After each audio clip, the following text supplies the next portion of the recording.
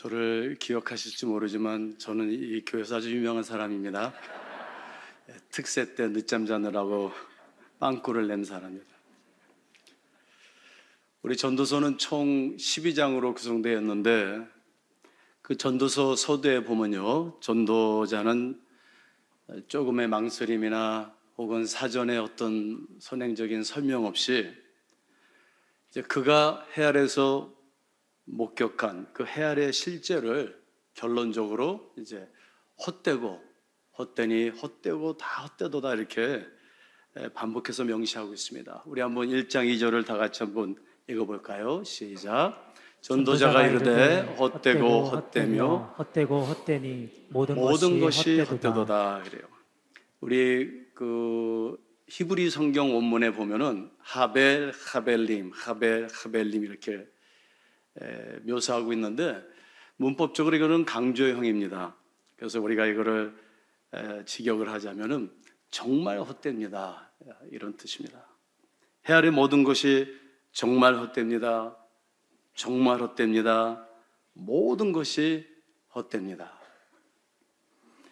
우리가 놀라운 것은 이러한 삶에 대한 굉장히 부정적인 어떤 사고잖아요. 근데 이런 부정적인 세계관이 그 어떠한 세상의 염세주의적인 철학이나 사유가 아니라 오늘 여기 기록된 하나님의 말씀 계시라는 것입니다.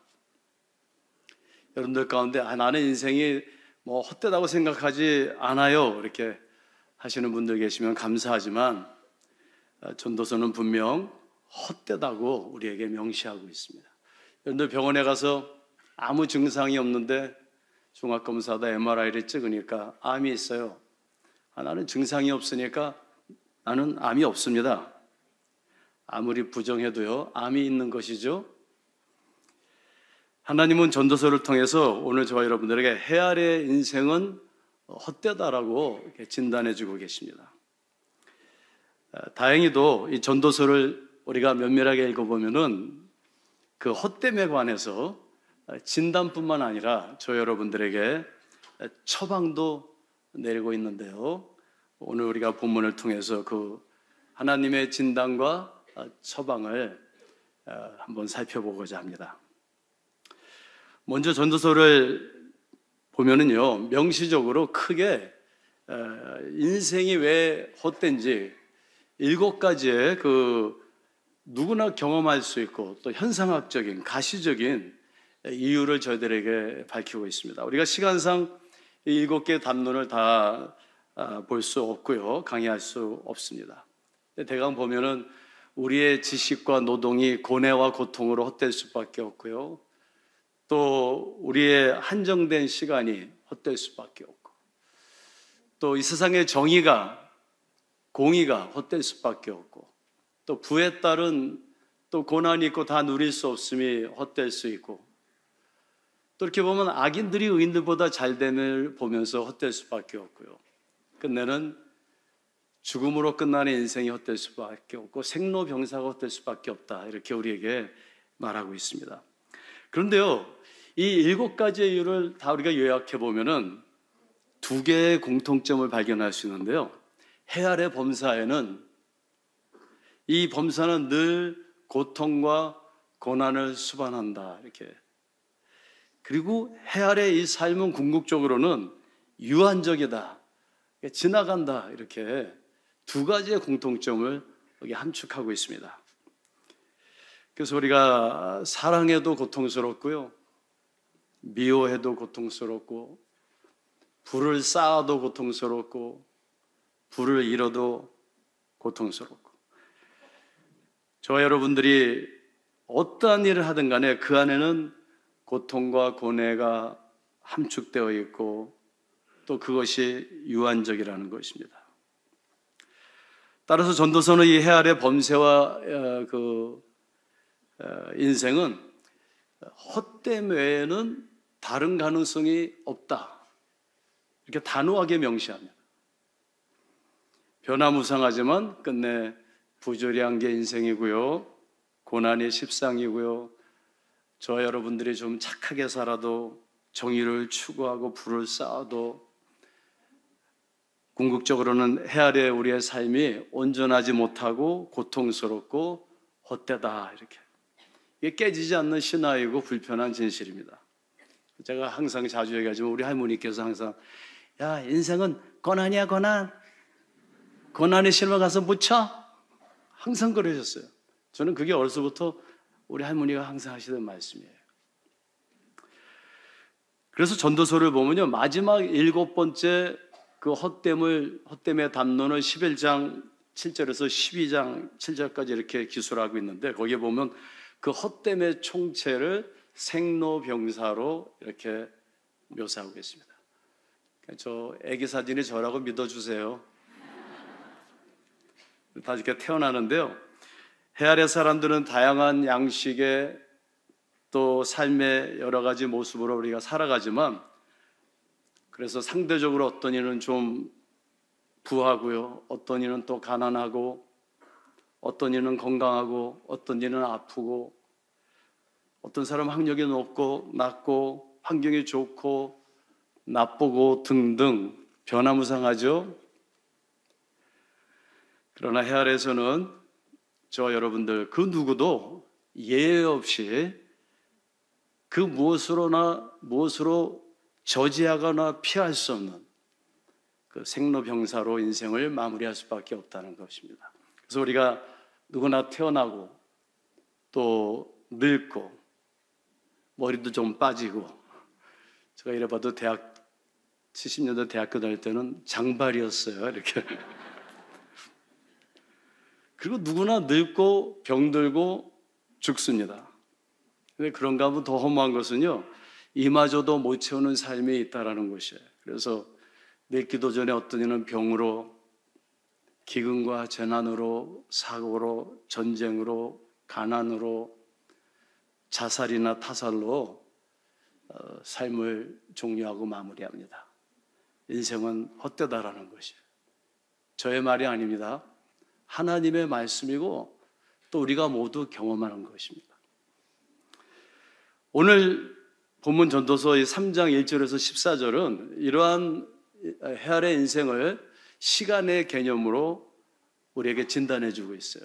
근데 다행히도 그것을 넘어서 하나님의 존재와 주권과 또 영원한 섭리를 믿고 신뢰하는, 예수 그리스도의 구속과 은혜와 부활을 믿는 저와 여러분들에게, 한마디로 오늘 이곳에 와서 하나님을 예배하는 자들은 이 헛된 삶을 어떻게 살아야 하는지 아주 귀한 또 실제적인 처방을 하고 있습니다. R.N. 와이브레이라는 구약학자가 있는데요, 이분이 이 전도서를 굉장히 세밀하게 면밀하게 읽고 분석했어요. 그래서 그 담화 구조를 이렇게 살펴보니까 이 도표에서 보시다시피 이 전도서는요, 인생의 헛됨을 이미 말씀드린 대로 7가지의 이유로 이렇게 하나님께서 우리에게 계시하고 계십니다. 그런데 그 구성을 우리가 잘 살펴보면은, 우리가 찬송가를 부를 때 반복되는 후렴 문구가 있잖아요. 이 본문에도 7번의 헛됨을 우리에게 얘기한 후에, 근데 그 끝마디마다 반복되는 후렴 문구가 있어요. 근데 그 후렴 문구에는 중요한 하나의 고유명사가 일관되게 반복되는데 또 언급되고 있는데요, 그것은 다름 아닌 엘로힘, 하나님입니다.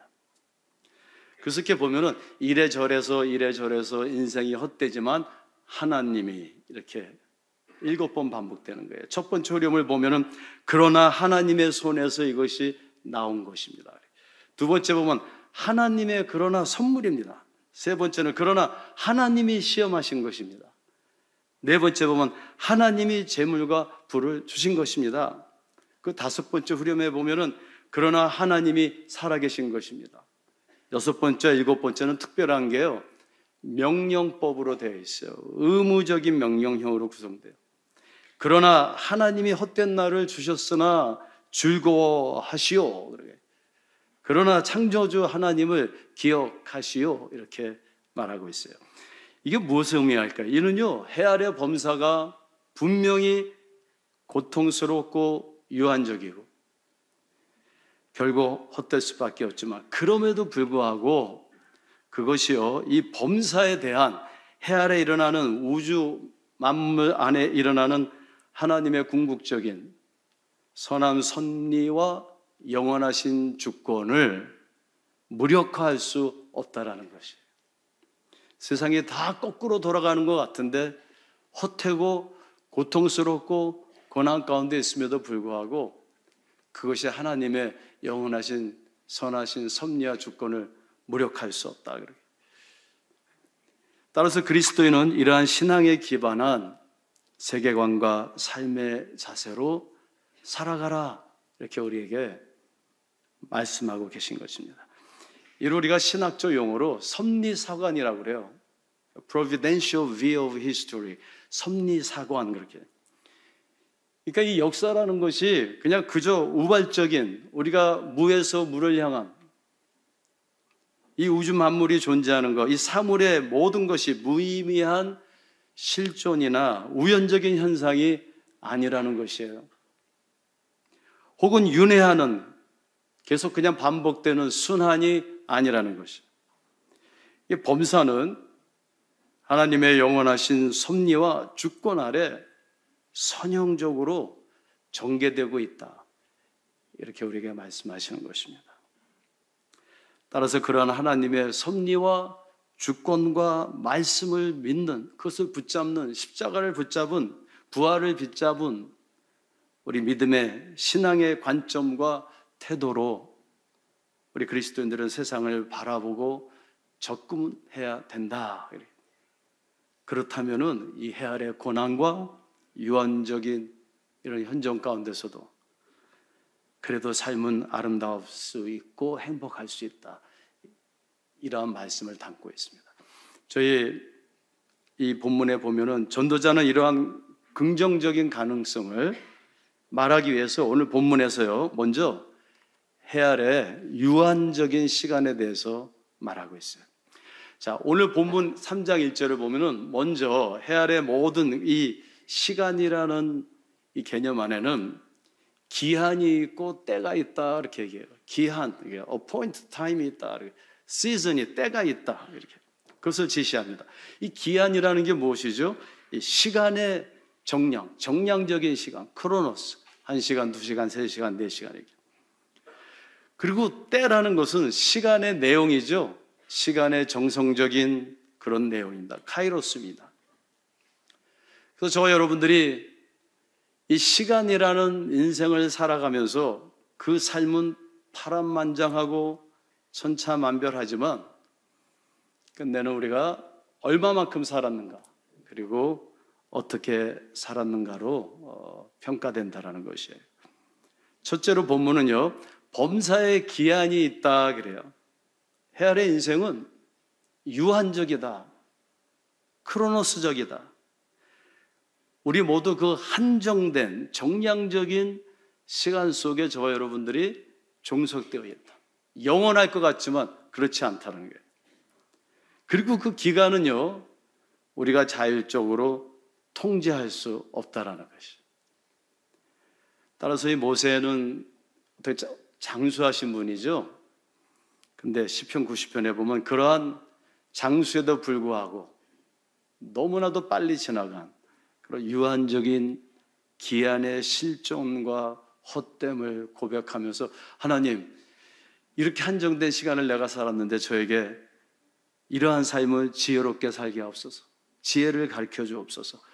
그리고 시편 90편에서 기도하고 있습니다. 제가 요약을 했는데 다 같이 한번 우리 읽어볼까요? 시작. 주님, 당신은 영원부터 영원까지 우리의 거처가 되는 하나님이십니다.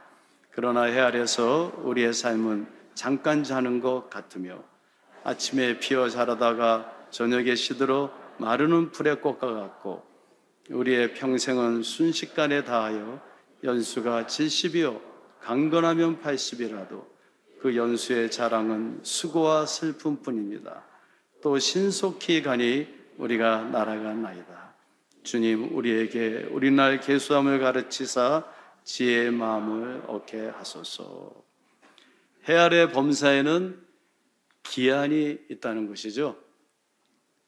저와 여러분들의 슬픔도 기쁨도 가난도 부함도 잠시적이라는 것이죠. 병도 건강도 실패도 성공도 절대 영원하지 않을 것이라는 거예요. 따라서 저와 여러분들에게 지혜가 필요하고 지혜로운 삶에 대한 자세와 태도가 필요하다는 거예요. 우리에게 고통이 왔을 때, 고난이 왔을 때 힘들지요. 그러나 극적으로 좌절하지 말라 그런 거예요. 왜요? 지나갈 거예요. 한정된 것이. 반대로 좀 일이 잘 된다고 교만하고 오만해서도 안 된다라는 것이. 만사는 곧 사라지고 해 아래 모든 것은 지나간다. 우리의 삶이 힘들고 어렵고 광야와 같은 나그네진 길을 살아갑니다. 누구나 제외될 수 없죠. 우리 그리스도인들도. 그러나 특별히 우리 그리스도인들은 그때 인내하고 견디다라는 것이죠. 인내하고 견뎌야 된다는 것이죠. 왜냐하면 지나갈 것입니다. 여러분들 얼마만큼 우리가 견디고 인내하면 될까요? 제가 여러분들에게 보장드리는데 120년입니다.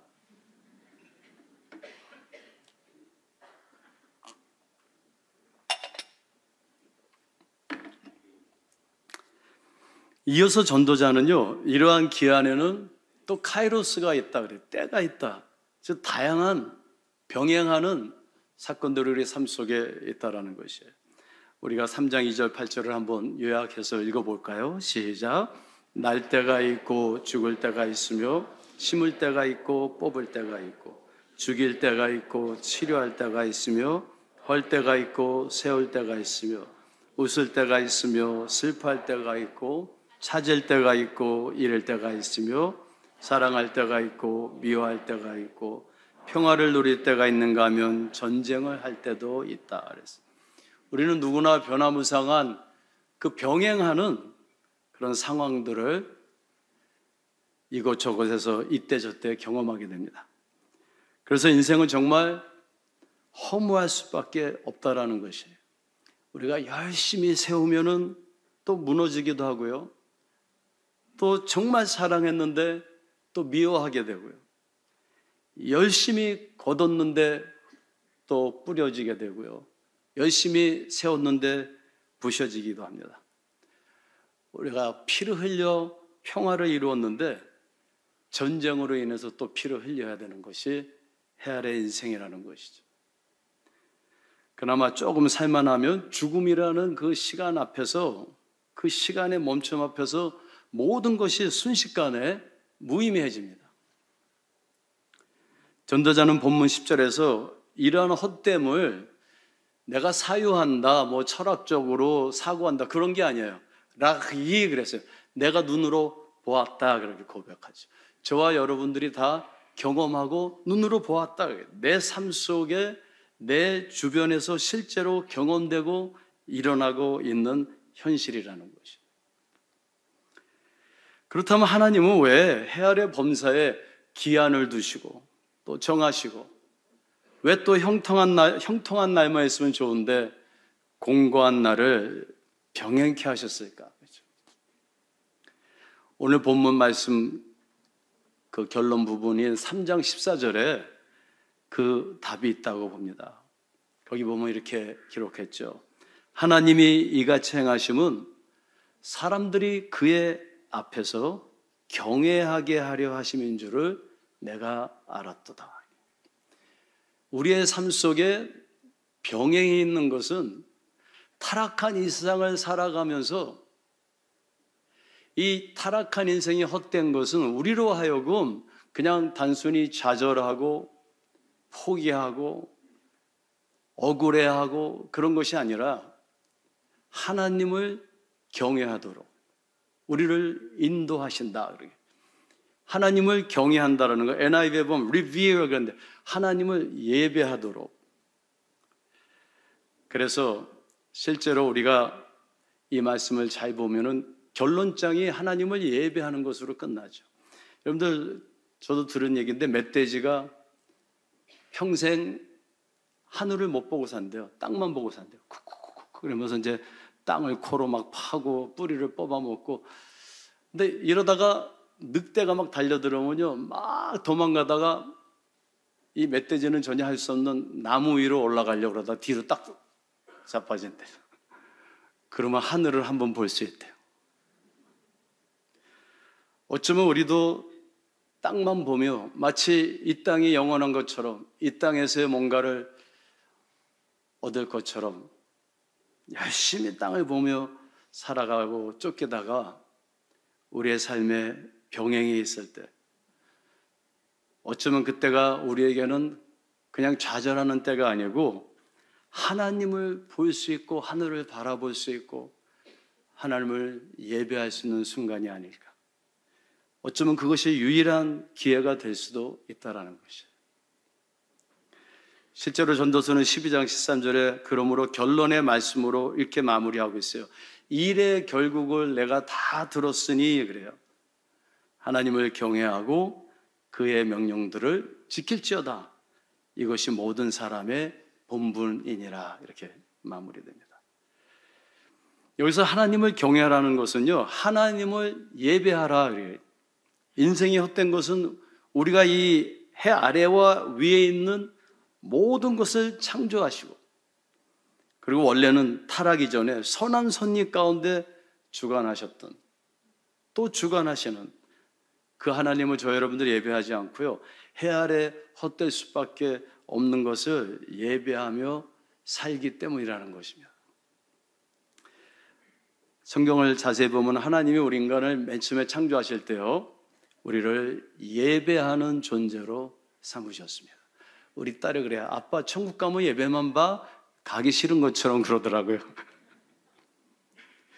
여러분들, 우리는 그런데요, 하나님을 예배하지 않을 때는 예배를 안 하는 게 아니라 다른 것을 예배할 수밖에 없는 그러한 우리는 존재요, 그런 본성을 가지고 있다는 거예요. 전에도 여러 번 말씀드렸지만 데이비드 월러스 포스터, 무신론자로 평생 살다 죽었어요. 그걸 주장하면서. 그러니까 죽기 1년 전에 이렇게 얘기했어요. We are all worshippers. 우리는 모두 예배하는 자입니다. 그랬어요. 아니, 무신론자가 무엇을 예배한 거죠? 우리는 하나님을 예배 안 할 때 땅을, 헛된 땅을 평생 예배하다 가는 거죠. 쾌락과 돈과 권력을 예배합니다. 그러나 그 아무리 예배도요, 우리의 본성을, 본능을, 우리를 만족시킬 수 없어요. 헛될 수밖에 없어요. 그래서 제가 이렇게 독일, 유럽, 미국에서 꽤 오래 살았어요. 살아보니까 이 선진국들이 부해지고, 그래서 쾌락과 돈과 권력을 다 채우고 나면요, 그 다음에 할 수 있는 거는 마약밖에 없어요. 사람들이 길거리에서 마약을 하고, 미국에는 마약을 합법화하고, 그냥 다 좀비 괴물처럼 살아갑니다. 따라서 하나님을 우리가 경외하고 그의 명예에 순종하라는 것은 그 예배에 합당한 관점과 태도로 우리의 삶을 살아가라는 것이죠. 그러면 예배하는 사람들의 이 헛된 세상을 향한 세계관과 관점과 태도는 저 여러분들은 어떻게 살아가야 되는 것일까요? 오늘 본문은 실제적인 세 개의 처방을 내리고 있습니다. 첫째 보니까요, 이 삶에 대한 헛된 삶이지만 예배자의 관점으로 세상을 바라보라는 것이에요. 근데 예배자의 관점으로 살아보면 세상은 어떨까요? 우리 본문 3장 11절을 보니까 하나님은 모든 때를 아름답게 하셨다 그랬어요. 뭐 이렇게 1장부터 3장까지 다 헛되다 헛되다 헛되다 그랬는데 갑자기 하나님께서 모든 때를 아름답게 하셨대요. 여러분들, 세상이 아름답습니까? 우리의 삶이 항상 좋아요? 타락한 세상이 온전히 아름다울 수 있을까요? 미학적인 것을 얘기하는 것일까요? 여기서 말하는 아름다움이라는 것은요, 하나님을 예배하며 이 헛된 가운데서도 그분의 절대 주권을 신뢰할 때 생기는 그 세상을 향한 새로운 믿음의 관점을 함의하는 것입니다. 여러분들, 하나님을 예배할 때 우리는 고통 가운데서도 아프지요. 그러나 그분의 아름다운 섭리를 볼 수 있습니다. 헬렌 켈러가 이런 말을 했죠. 인간의 불행은 시력은 있어도 비전이 없는 것이다 그랬어요. 여러분들 예수를 믿으면 세상이 그냥 다 바뀌나요? 안 바뀌죠? 이렇게 조금씩 바뀔 때도 있어요. 근데 예수 믿으면 누구나 병에 안 걸립니까? 물론 주님께서 치유해 주실 때도 있어요. 제가 부정하는 거 아니에요. 근데 예수 믿으면 가난한 사람이 갑자기 부자가 됩니까? 환경이 갑자기 바뀝니까? 모든 것이 아름다워집니까? 예수를 믿으면 세상이 바뀌는 것이 아니라 먼저 세상이 아름답게 보이기 시작하는 것이죠. 우리의 영안이 열리기 시작해요. 아름다운 면들을 볼 수 있어요. 고통이 분명히 아프고 추하지만 모든 것을 합력하여 하나님의 선을 이루시는 하나님의 영원하시고 선하신 섭리와 주권을, 그 말씀을, 약속을 믿음의 관점으로 재조명할 수 있다는 것이에요. 우리는 그 불평을 입에 달고 살지요. 그죠? 비평하고 불평하고 원망하고 힘들다 그러고.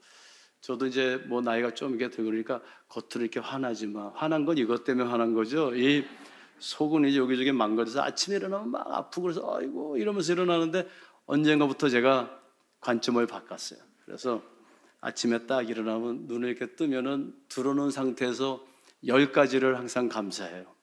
그래가지고 하나님 오늘 침대에서 자게 해주셔서 감사합니다. 제가 아프리카, 남미 이런 데서 오래 또 아프리카에서도 한 5, 6년 살면서 그 판자촌에 가서 살아봤는데요. 저 남미에서도. 정말 그 가난의 비참함. 그래서 하나님 침대에서 자기를 일어난 거 감사합니다. 천장을 보면 비가 안 서서 감사합니다. 오늘 또 눈을 뜨게 해줘서 감사합니다. 나 같은 죄인이 오늘 더사랑에 가서 설교를 할 수 있다니 감사합니다. 막 매일 10개씩 하면 할 게 없어요. 그러면 그냥 짜서 하는 겁니다. 하나님 오늘 또 머리카락이 좀 남아서 감사합니다. 이러고 자꾸만 세상을 믿음의 관점으로, 우리는 영생할 존재요, 부활할 존재요, 천국에 갈 존재. 우리 네팔에서 온 여학생이 한 명 있어요. 23살인데 우리 학교는 외국 학생들이 많이 와 있습니다. 그런데 우리 학교가 비탈에 있어가지고 자전거 타려다가 넘어졌어요. 그래가지고 다 찢어졌어요. 제가 전에도 와서 한번 말씀드렸는데 이 학생이 막 응급실 가서 이게 다 찢어지고 이빨이 나왔으니 이게 흉터가 이제 평생 그 어린 나이에 여학생이 막 눈물을 또 가스를 대고 이제 수술을 기다려요. 응급실에서. 제가 가서 미안해 얼마나 아프니 막 그랬더니요. 이 여학생이 눈물을 흘리면서 Professor, life is still beautiful. 교수님, 삶은 그래도 아름다워요. 그래요. 그게 바로 전주 목요일 우리 학교 채플에서 제가 설교할 때 설교 제목이었어요. Life is still beautiful.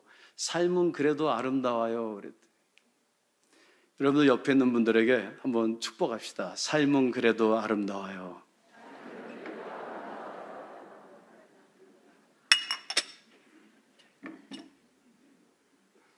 그래서 저는 습관적으로 제가 속으로요 자주 외쳐요. 삶은 고통스럽지만 우리 믿는 자들에게는 고통스럽지 않다는 게 아니에요. 그래도 아름다워요. 이게 믿는 자들의 삶의 태도라는 거예요. 두 번째는요, 13절에 보니까 기쁨으로 선을 행하라 그랬어요. 여러분은 선을 행하면 기뻐요, 안 기뻐요? 선을 안 해보셨군요. 정말 우리가 선을 행하면요 힘들어요, 고통스러워요, 절대로 기쁘지 않습니다. 평생 목회해 보세요. 남는 건 한 밖에 없어요. 잘못하면 우리가 선을 행한다는 거, 누구를 사랑한다라는 거, 베푼다라는 거, 섬긴다라는 거, 그럼 배신당하고요, 억울할 때도 있고요, 선이 악으로 돌아올 때도 있고요. 여러분들 그 교회에서 봉사하시다가 오히려 상처 있는 분들이 훨씬 많아요. 신앙생활하다가 선을 행하다가 낙심할 때가 많아요. 그래서 어떤 분들은 선을 행하다 오히려 상처를 입어서 신앙생활도 포기하고 그런 분들 꽤 많아요. 여기서 기쁨으로 선을 행하라는 것은 선을 행하면 기쁨이 있다는 말이 절대로 아니에요. 선을 행하면 기쁨이 있는 것이 아니라 기쁨으로 선을 행하라는 것이죠. 그때 우리의 삶이 허무하지 않다라는 거죠. 잘 될 때 선을 행하라는 게 아니에요. 잘 될 때나 못 될 때나 기쁨으로 선을 행하라. 어려울 때나 힘들 때나 편할 때나 선한 일을 지체하지 말고 억지로나 불평이 아니면 대가를 바라는 것이 아니라 기쁨으로 선을 행하라. 하나님께서 우리에게 약속하시는 건 선 자체가 기쁨이라는 거예요. 그래서 데살로니가서 3장 13절에 보면 형제들아 너희는 선을 행하다가 낙심하지 말라.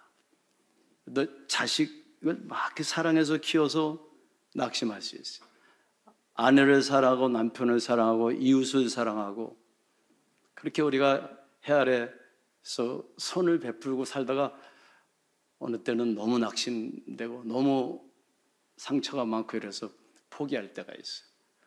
근데 하나님께서 그러면은 인생이 허무해진다. 기쁨으로 마지막까지 몇 년 동안 선을 행하면 돼요? 120년이요. 그죠? 120년만 하면 됩니다. 여러분들 선을 행하신 예수님을 어떻게 했죠? 사람들은요. 십자가에 못 박았어요. 기복신앙의 문제가 거기에 있어요. 뭔가 선을 행하면 뭔가 give and take가 있다고 생각하는데 우리 기독교는요.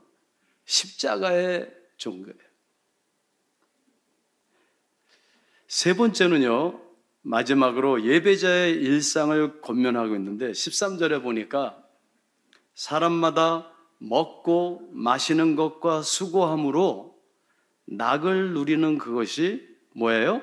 하나님의 선물인 줄을 알미라 그랬어요. 그죠? 또 7장 14절을 다 같이 읽어볼까요? 시작. 형통하는 날에 기뻐하며 공고한 날에 돌아봐라 그랬어요. 여러분들 하나님을 예배하는 자는 일단요 잘 먹고 마시고 놀아야 돼요. 이건 우리한테 엄청난 복음이에요. 특별히 한국 사람들은요 제가 세계 어디를 돌아봐도 한국 사람처럼 먹는 거 밝히는 민족은 없어요. 우리는 막 땀을 흘리면서 등산 산꼭대기에 올라가도 먹는 게 있어요. 뭐 시골 골목 이렇게 아주 산골에 가서 조용히 좀 살고 싶어도 거기도 또 먹는 거. 그러니까 우리는 이제 결혼식에 가면은 뭐 서양 사람들은 뭐 신부가 예뻤다 뭐 이런 얘기하는데 우리는 결혼식 갔다 오면 먹을 것이 좋았다 나빴다 뭐 항상 이게 결혼식 간 게 아니라 먹으러 간 거예요. 근데 이게 굉장히 성서적이에요. 하나님께서 먹고 마시고 놀아라 그랬는데 네가 하는 일에 만족을 가지고 먹고 마셔라 그랬어요. 열왕기상 19장에 보면은 엘리야가 너무 지쳐가지고 하나님 나를 죽게 해주세요 막 이러니까 하나님께서 너 기도 좀 더 해 말씀 좀 더 봐 그러지 않으냐 하셨어요. 먼저 먹을 것을 갖다 주셨어요. 또 예수님도 부활하셔가지고 너희들 나를 배신했지 뭐 이게 아니고 가셔서 제자들에게 뭐를 먼저 주세요? 먹을 거 주세요. 우리 더사람교회는 잘 먹나요? 네, 잘 먹어야 돼요. 근데 여기서 먹고 마시라는 것은 단순히 먹고 마시라는 것 그 이상을 얘기하고 있어요. 하나의 메타포예요. 하나의 은유. 즉 생명의 존엄성을 존중히 여겨라 그런 말. 먹고 마시는 것을 포기하지 말라 이것은 생명을 포기하지 말라. 우리가 인생을 살다 보면은 우울증에 걸리고 고통스럽고 힘들 때 먹고 싶지가 않아요, 이상하게. 근데 하나님은 뭐라고 말씀하시냐면은 이게 명령형으로 돼 있어요. 그래도 먹어라. 그래도 마셔라. 너의 생명의 질이 떨어질지라도 생명의 존엄성을 포기하지 말아라. 그럼 여러분들 몇 년 먹고 마시면 되죠? 120년. 오늘 입맛이 없으신 분들 돌아가서 먹고 마시세요. 그게 신앙생활이에요.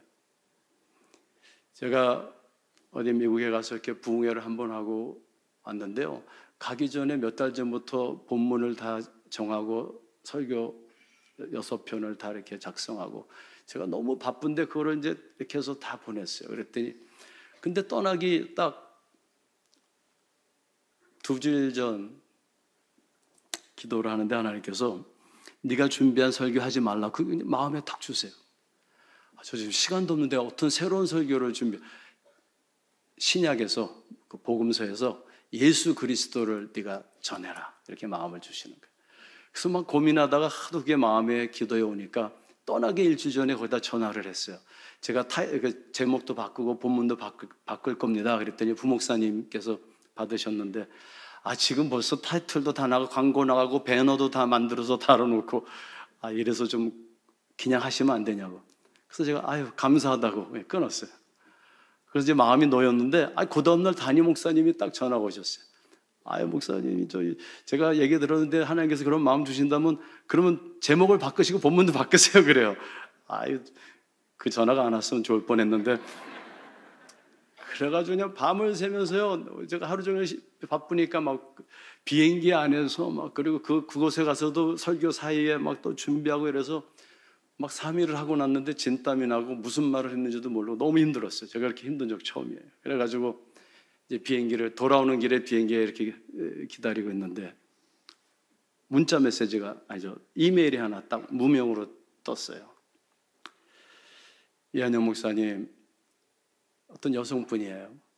내가 인생이 너무 힘들어서 사실 이번 주에 목숨을 끊으려고 했어요. 근데 우연히 오늘 교회에서 부흥회가 있다고 그래서 갔는데 예수 그리스도의 복음을 듣고 살기로 했어요. 그러고서 아마 그 한 분 때문에 하나님이 설교를 바꾸신 것 같아요. 근데 맨 밑에 뭐라고 쓰셨는지 알아요? 교수님, 저 오늘부터 열심히 먹고 마실게요.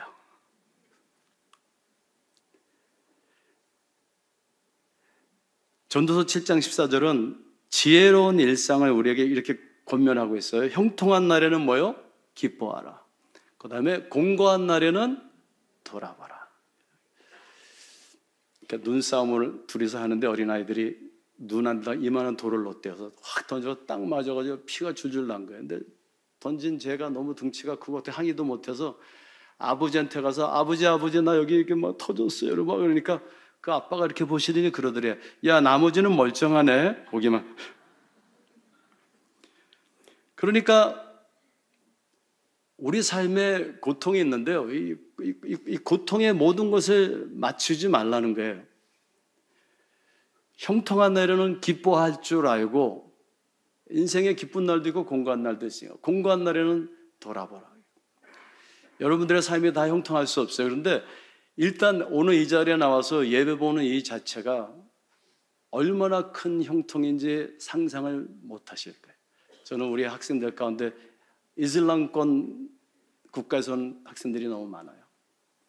우리 한국에 이렇게 돌아다니면 십자가가 많다고 막 울어요. 예배 보다가 자기도 모르게 맺혀서 이렇게 뒤돌아봐요. 자기 잡으러 왔는지 알고. 그런데 오늘 이렇게 우리가 예배 드렸으니까 얼마나 감사해요. 그럼 어떻게 해야 돼요? 기뻐해야 되는데 여러분들 다 그냥 막 화난 얼굴로 저를 쳐다보고 계세요. 저하고 무슨 원수를 지셨는지. 이럴 때 좀 기뻐해야죠. 그리고 공고한 날에는 힘들죠. 그러나 우리가 만약 그리스도인으로서 그냥 계속 좌절하고 원망하고 억울해만 한다면은 예수 믿는 게 무엇일까? 여러분들 작년에 신림동에서 흉기로 무고한 자들 막 찔러가지고 3명 다치고 1명 죽었어요. 그 사람이 TV에서 이렇게 얘기했어요. 내가 불행해서 남도 불행하기를 원했다고. 세상 사람은 그런 거예요. 그러나 우리 그리스도인들은 내가 불행하기 때문에 불행한 자를 생각하는 것이, 돌아보는 것이.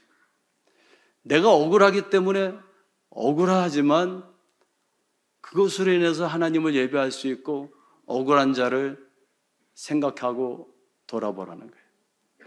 형통한 날에는 기뻐하고 공고한 날에는 돌아봐라 그랬어요. 영어로 보면 consider 그래서 consider 좀 고려해봐라 그랬어요. 말씀을 마치겠어요.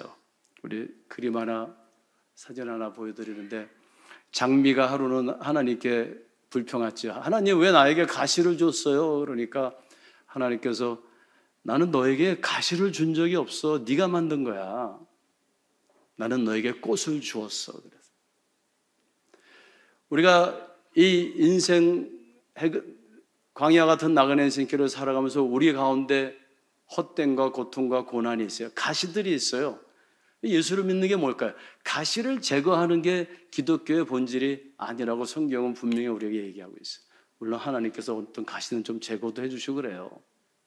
근데 그게 아니라요. 우리 삶 속에 가시가 있지만, 그죠? 세상을 믿음의 눈으로 아름답게 보는 그 믿음으로, 그리고 저와 여러분들이 정말 기쁨으로 선을 행하면서 또 생명의 존엄성을 존중하면서 하나님이 주신 꽃이 가시에 탁 찔릴 때 우리는 막 억울해하고 좌절하고 포기하는 것이 아니라 향기를 낸다라는 거예요.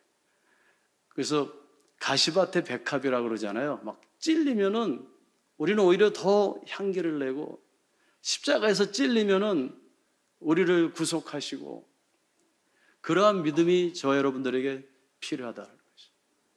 쉽지 않습니다. 그죠? 그러나 하나님께서 우리에게 그렇게 하라고 명하고 계신다는 것입니다. 여러분들 제주도에 가면 탱자나무가 있어요. 저 사진에 보면은 이 탱자나무는 그냥 가시 딱딱한 나무, 열매 먹을 수도 없는 건데, 그 제주도에서 농사를 질 때 탱자나무에다가 감귤나무를 이렇게 접목시키죠. 그래가지고 그 맛있는 이 감귤이 열매를 맺습니다. 왜 그렇게 하냐 그러니까 이 감귤나무 이거 외종이기 때문에 갖다 그냥 심으면요, 제주도에 바람도 많고 벌레도 많고 그냥 쓰러져요. 근데 그거를 탱자나무에다가 이렇게 가시가 많은 그 나무에다가 그 토종에다가 딱 접목시킨다라는 것이에요. 우리 삶 속에 이 세상을 살아가는 동안은 그 누구도 그 가시를 다 피해갈 수 없더라고요. 근데 그 가시나무보다 훨씬 좋은 하나님의 구속과 은혜와 사랑을 거기다가 이렇게 접목시켜서 우리가 열매를 맺는다라는 것입니다. 범사의 기한과 때를 따라 세상에 믿음으로 우리가 아름다움을 보고 또 감사함으로 기쁨으로 선을 행하고, 오늘도 힘들고 지치고 아프고 고통스럽지만 우리가 삶을 포기하지 않냐, 믿음의 주 온전케 하시는 예수 그리스도를 바라 그의 재림과 그의 부활과 그분이 우리에게 주시는 천국을 바라보면서 힘을 내서 오늘도 먹고 마시고 허락하신 삶을 향유하는 우리 성도 여러분들 되시기를 주님의 이름으로 축원드립니다. 다 같이 기도하겠습니다. 하나님, 우리 나그네 인생길을 살아가며 광야 같은 이 세상에서 지치고 힘들고 정말 로댓나무 아래 쓰러져 있을 때가 많습니다. 저희들 가운데 아직도 깊은 아픔 속에, 고난 속에 견딜 수 없는 고통 속에 있는 자들이 있습니다. 주님 불쌍히 여기시고 저희들에게 우리의 영안을 여사 기한과 때를 따라 세상의 아름다움을 보게 하시고 하나님의 선하심을 볼 수 있는 믿음을 허락해 주시옵소서. 어려울 때에도 힘들 때에도 저희가 감사함으로 기쁨으로 선을 행할 수 있도록 건강과 지혜와 믿음과 성령의 충만함을 허락해 주시옵소서. 오늘도 포기하지 않고 힘을 내어 주님께서 허락하신 삶을 향유할 수 있는 우리 모두 될 수 있도록 축복해 주시옵소서. 예수님의 이름으로 감사하며 기도드립니다.